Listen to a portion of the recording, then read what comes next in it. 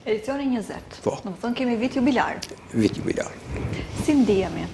Sepse kemi tashmë këto ndalesat e kohës që kemi, ndoshta edhe mbështetje nuk kemi sa duhet, po gjithsesi po shënojmë një vit jubilar. Si e shohim festivalin sot?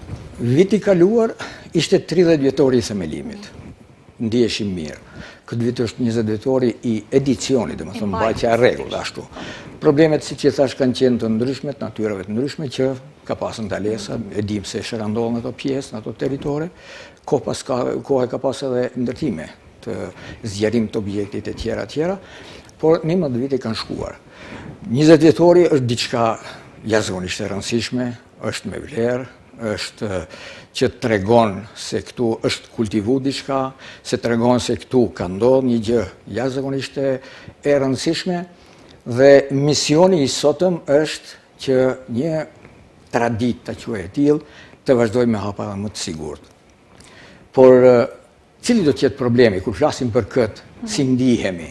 Ne ndihemi mirë atëherë kur gjithë ata pjesëmarrës që ne ftojmë anë kënd, që të vinë me veprat e tyre, që të vinë me shfaqjet e tyre, domethënë me krijimet e tyre, domethënë në Preshevë, vërtet ta kuptojnë se për çka shkojnë në Preshevë, më në parë, në një vend vogël, që në një farë mënyrë unë them shpesh është istikami i fundit kombëtar, ta quaj, i etnisë shqiptare, sepse aty mbrohet etnia.